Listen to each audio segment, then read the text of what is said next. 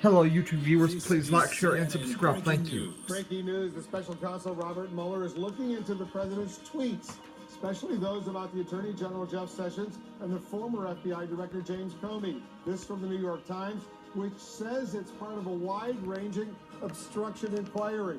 And the Wall Street Journal reports the finance chief for the Trump Organization has been subpoenaed in the Michael Cohen case. A CNN source says Alan Weisselberg knows anything and everything about the Trump Organization, including where, quote, all the financial bodies are buried.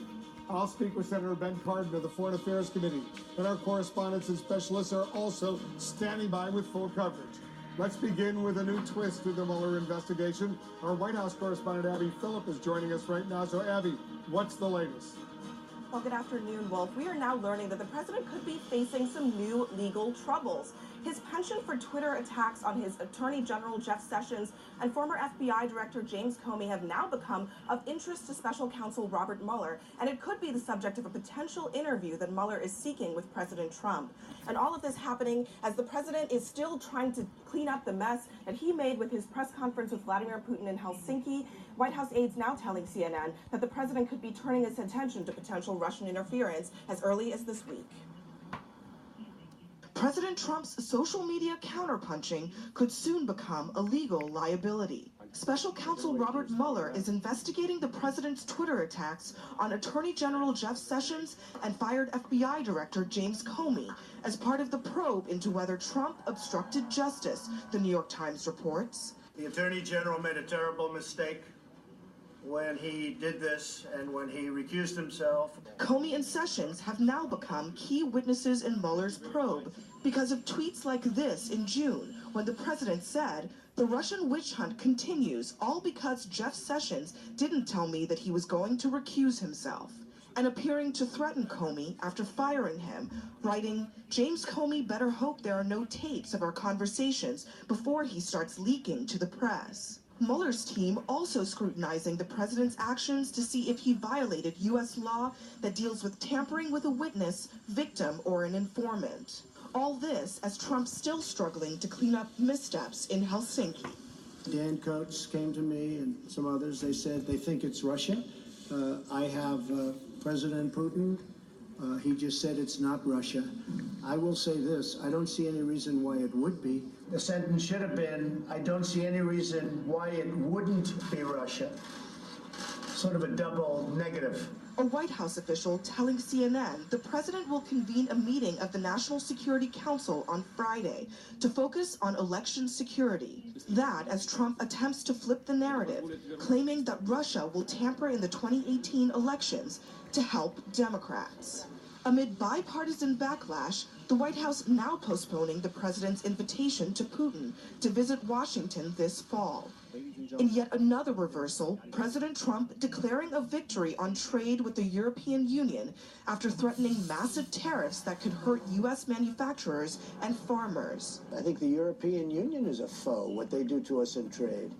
Now, you wouldn't think of the European Union, but they're a foe. Now declaring, The biggest one of all happened yesterday, other than China. The EU, we just opened up Europe for you farmers. the president abandoning his tough words for little more than a promise to keep talking. We signed a letter of intent, or agreed to a letter of intent, and we're starting the documents, but the relationship is very, very good. So we're very happy. Declaring in a tweet that the EU and the United States love each other and sealing it with a kiss.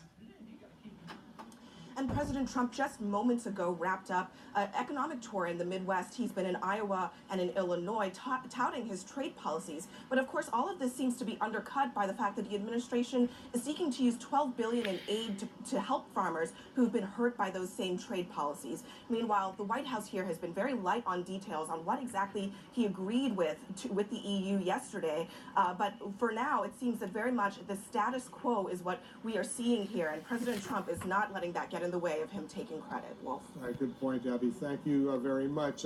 More now on the special counsel Robert Mueller's focus on the president's tweets. Let's turn to our CNN contributor, Mark Mazzetti. He's the Washington investigative correspondent for the New York Times. So, Mark, how is Mueller now approaching this question of obstruction of justice as it relates to Donald Trump's tweets?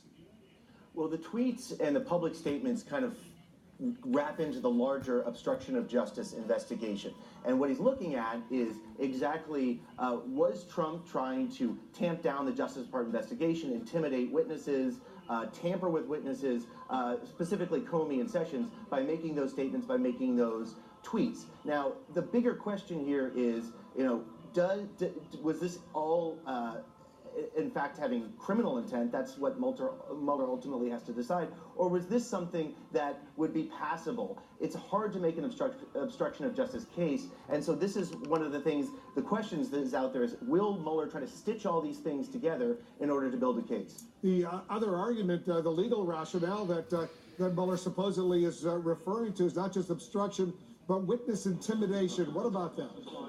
Well, right. It would be part of a wider obstruction probe. The question is, by his public statements and his tweets, would he be trying to, change witness testimony, intimidate, tamper with, key witnesses in the investigation? Some would say that's really a Hail Mary pass, and it would be very hard to make that case. Overall, an obstruction case, as I said, is hard to make. But it is, we haven't had a president like this who has made public statements in the middle of an ongoing federal investigation like this that could be used against him. The president has tweeted, as you know, and I'll read one of those tweets, "There is no obstruction. It's called fighting back," close quote. How hard, actually, and you suggest it's very hard, but how hard is it to prove obstruction of justice from a president? Well, it would be pretty hard. I mean, especially if we're going from the baseline that, maybe Mueller wouldn't indict the president, as current DOJ law guidance says.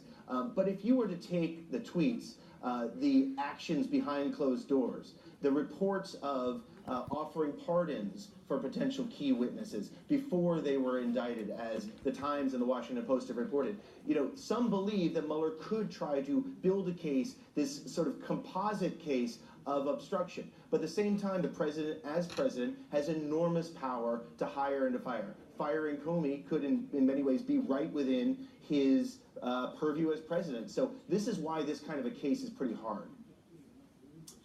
Thanks very much, Mark Mazzetti, with the latest on that investigation. Let's get some more right now. Democratic Senator Ben Cardin of Maryland is joining us. He's a member of the Foreign Relations Committee. Senator, thanks for joining us.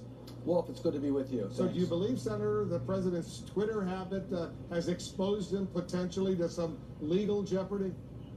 I have a great deal of confidence in the Mueller investigation. I'm not going to try to second guess the timing or what's going to be done. I know there is a treasure trove of information that they're looking at. The president, of course, was attempting to do certain things. Whether he crossed the line or not, I'm going to let that up to Mr. Mueller. Are there any specific tweets that jump out at you that point potentially to obstruction of justice or witness intimidation? Well, as you know, obstruction of justice is when you intentionally try to interfere with an independent investigation or interfere with the witnesses or make it clear that you're going to do things that will make it difficult for that investigation to go forward. So certainly there have been an incredible number of tweets by the president, statements by the president that I'm sure are of interest to Mr. Mueller. What do you make of the president's lawyer, Rudy Giuliani's defense that obstruction of justice is done, in his words, quietly and secretly, not in public? No, that's not necessarily true. We know that sometimes it can be done in a very open way. Other times it's done in a way that is pretty direct to the parties involved. This president operates in a different manner than any other president has operated. So I don't think there is one path that goes towards obstruction of justice. That's, again, a matter that Mr. Mueller's got to look at all the circumstances. There's so much information here. But I think it's quite clear that President Trump has made it clear that he wants this investigation over. So he's been pretty aggressive about it. Do you think the president's threat to rescind security clearances from several former national security officials and intelligence officials, some of whom, by the way, may be witnesses in the Mueller probe, constitutes potentially obstruction of justice?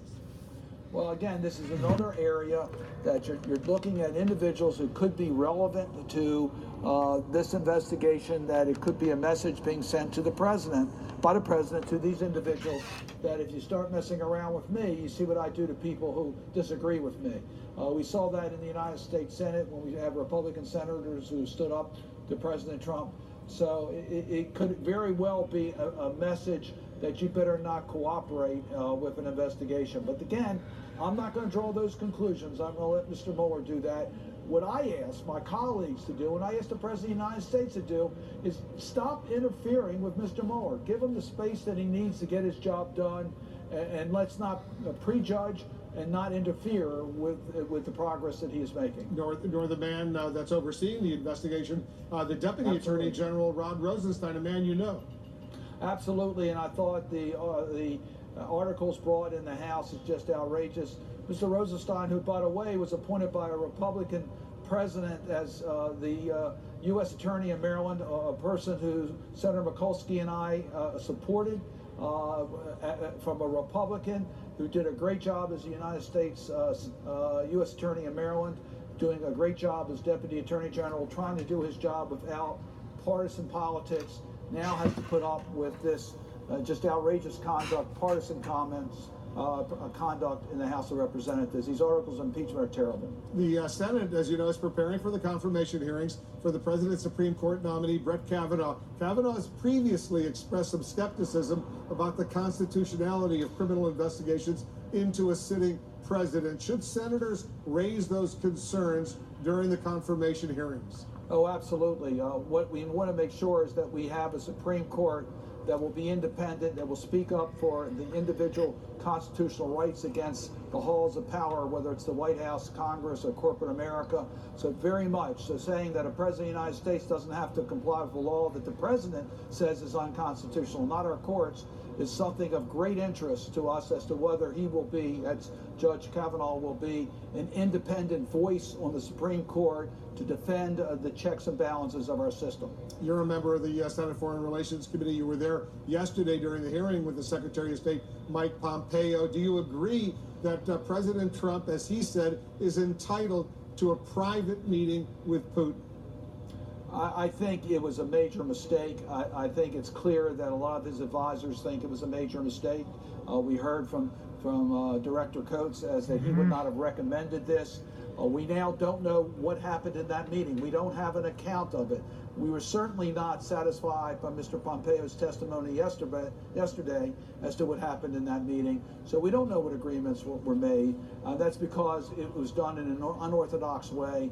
And we know that they are cheering in Moscow, and we know they're scrambling at the White House. We're also just learning now, Senator, about a bipartisan group of senators introducing a bill, listen to this, to prohibit President Trump from withdrawing from NATO. The bill was introduced by Republicans John McCain, Cory Gardner, Democrats Tim Kaine, and Jack Reed. First of all, do you expect that to pass? And what does it say to you that they're even thinking about a bill along these lines? Well, I think it's telling that you have Republicans along with Democrats saying, look, we don't know whether we can know what the president's planning to do. He's so unpredictable. We've got to give stability to that relationship between the United States and our NATO partners. Therefore, as a matter of protection, we need to pass a law that says that the president can't do it unilaterally. It shows a lack of confidence in this president in standing by our traditional allies. And there's good reason for it. Look how he's offended our closest allies. Look what he does before every meeting with a foreign leader who's an authoritarian, strong person. He first meets with our allies and defends our allies. So I think this is a clear message that the United States will stand by our NATO allies, and Congress wants to make it clear that the president unilaterally can't remove us from that partnership. We'll see what happens to that legislation. Senator Cardin, thanks so much for joining us. My pleasure, Will. Up next, the breaking news. The Trump Organization's financial chief reportedly subpoenaed the Michael Cohen case. That a source tells CNN he knows everything about the president's business, including, quote, where all the financial bodies are buried. Plus, some conservative House members pushing to impeach the official who oversees the Robert Mueller investigation. Why are they targeting the Deputy Attorney General of the United States, Rod Rosenstein? Okay, YouTube viewers, first of all, I will continue showing you the news in the next video, and I absolutely believe that there is Russian collusion between Trump and Russia, and I 100% believe that this has something to do with the one world government that